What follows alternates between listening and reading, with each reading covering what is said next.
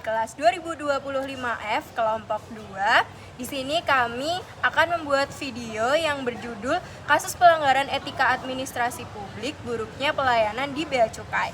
Sebelumnya, perkenalkan kelompok kami. Yang pertama, saya Aulia Herunisa dengan NIM 252. Saya Felita Kesha Putri dengan NIM 258.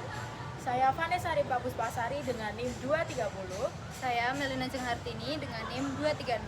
Dan saya Dava Eka Saputra dengan NIM 223. Saya Najma Syifa Aulia dengan NIM 260. Dan terakhir saya Elisa Saputri dengan NIM 244.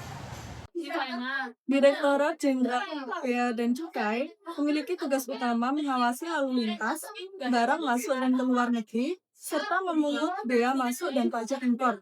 Bea Cukai memiliki peran strategis dalam mendukung kelancaran arus barang lintas negara, menjaga kepatuhan terhadap regulasi, dan mendorong daya saing ekspor nasional. Namun, di beberapa kantor wilayah, ditemukan berbagai keluhan dari pelaku usaha terkait keterlambatan proses clearance ekspor dan impor, ketidakkejelasan prosedur, dan minimnya respon terhadap pengaduan. Sistem pelayanan masih didominasi oleh proses manual, komunikasi antar unit tidak terintegrasi, dan petugas belum sepenuhnya memahami prinsip serta etika dalam pelayanan publik berbasis kepuasan pengguna. Hal ini berdampak langsung pada efisiensi, logistik, dan reputasi Indonesia sebagai negara eksportir, dan akan dicap sebagai instansi yang buruk dan bermasalah oleh masyarakat maupun negara lain. Selain itu, berbagai jenis permasalahan yang ada di Bea Cukai seperti proses pelayanan yang lambat dan berbelit-belit, petugas yang kurang ramah dan tidak responsif, dan lain sebagainya.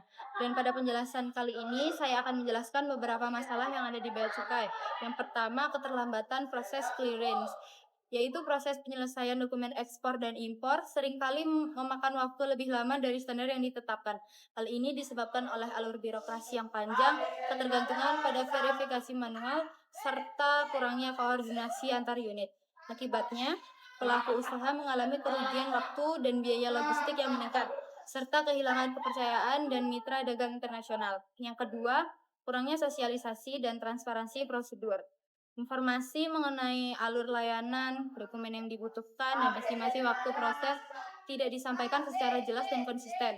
Banyak pelaku usaha, terutama UMKM, tidak memahami prosedur yang berlaku karena minimnya edukasi dan sosialisasi dari pihak Bea Cukai. Ketidaktahuan ini berujung pada kesalahan administratif dan potensi sanksi yang tidak perlu. Yang ketiga, kurangnya kompetensi SDM dalam pelayanan publik. Sebagian petugas Bea Cukai belum memiliki pemahaman yang memadai tentang prinsip-prinsip dan etika dalam pelayanan publik yang berorientasi pada kepuasan pengguna. Pelatihan yang tersedia lebih menekankan aspek teknis dan kepatuhan regulasi tanpa memperhatikan kemampuan komunikasi, empati, dan penyelesaian masalah secara proaktif.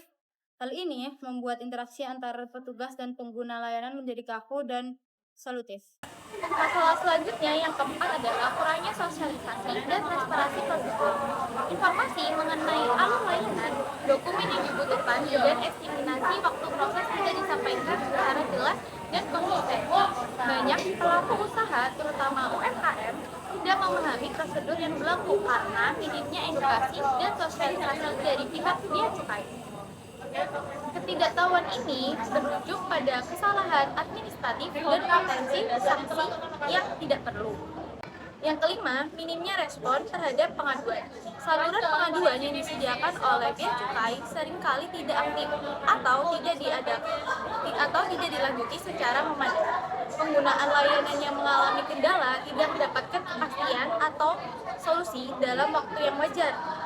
Tidak adanya mekanisme umpan balik yang sistematis menyebabkan keluhan berulang dan menurunnya kepercayaan publik terhadap institusi. Lalu yang keenam, penyeludupan barang mewah. Hal ini terjadi karena kurangnya pengawasan dalam proses impor barang.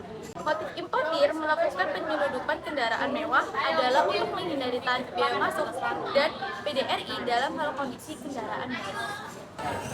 Contoh nyatanya yaitu beberapa waktu lalu konten kreator Medi Renaldi mengeluhkan kiriman mainan Optimus Prime Auto Transform dari luar negeri yang tertahan di Bea Cukai Soekarno-Hatta. Meski barang tersebut merupakan hadiah, Medi diminta menyerahkan invoice pembelian. Setelah proses berbelit-belit, paket diterima dalam kondisi rusak dan telah dibuka. Unggahan Medi viral di media sosial memicu kritik publik terhadap prosedur dan sikap petugas Bea Cukai. Dirjen Bea Cukai menyatakan proses sesuai aturan, namun publik menyoroti kurangnya empati dan komunikasi. Kasus ini memperkuat tuntutan reformasi pelayanan publik yang lebih ramah dan transparan. Contoh nyata yang kedua yaitu terjadi pada pasangan warga negara Indonesia yang membawa tas mewah bermerek Hermes beberapa waktu lalu. Pasangan tersebut diminta membayar pajak masuk sebesar 26 juta rupiah, namun mereka menolak membayar pajak tersebut karena mengklaim bahwa tas tersebut dibeli seharga 16 juta rupiah. Merasa tidak terima dengan pemberian pajak yang besar, pasangan tersebut pun memutuskan untuk merobek tas Hermes miliknya. Akar masalah dari buruknya pelayanan Bea Cukai terletak pada lemahnya komunikasi publik, budaya kerja yang terlalu prosedural, dan sistem pengaduan yang tidak responsif. Hal ini diperburuk oleh kurangnya pelatihan soft skill dan integrasi sistem digital yang belum optimal. Jika kita menelusuri lebih dalam akar permasalahan pelayanan Bea Cukai, ternyata membentang sangat luas. Seperti petugas yang terlatih secara teknis belum dibekali keterampilan komunikasi publik. Banyak dari mereka belum memahami bagaimana menyampaikan informasi dengan empati atau bagaimana sih merespon keluhan tanpa defensif. Kemudian, prosedur yang dijalankan terlalu birokratis. Barang hadiah, kiriman pribadi, atau promosi diperlakukan sama seperti barang dagangan. Tidak ada ruang untuk fleksibilitas atau penyesuaian konteks. Akibatnya, pengguna pelayanan merasa diperlukan seperti tersangka, bukan sebagai mitra. Dalam konteks etika administrasi publik, tindakan pegawai Bea Cukai tersebut melanggar prinsip-prinsip dasar seperti integritas, akuntabilitas, transparansi, objektivitas, dan orientasi pelayanan publik. Selain itu, hal ini juga bertentangan dengan Undang-Undang Nomor 25 Tahun 2009 tentang Pelayanan Publik dan Kode Etik ASN PP Nomor 42 Tahun 2004. Dan berikut hal-hal yang perlu dilakukan untuk memperbaiki sistem birokrasi di instansi Bea Cukai.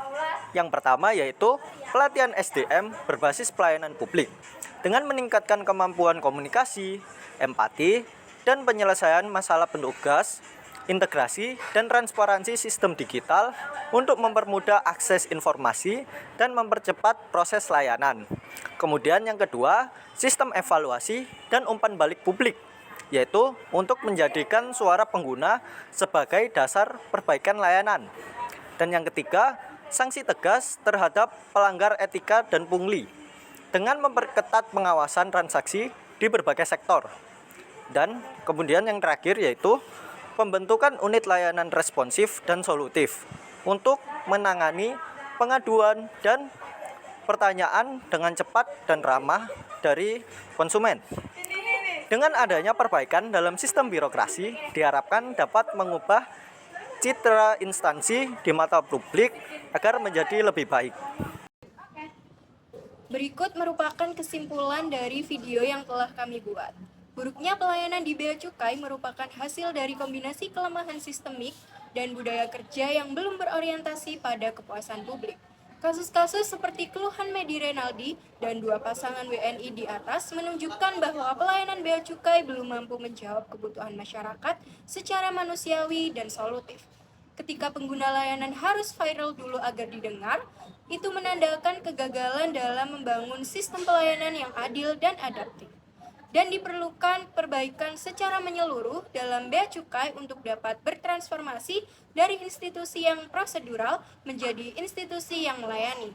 Pelayanan publik yang baik bukan hanya soal kepatuhan, tetapi soal kepekaan terhadap kebutuhan manusia. Reformasi pelayanan adalah langkah penting menuju birokrasi yang dipercaya dan dihormati oleh masyarakat.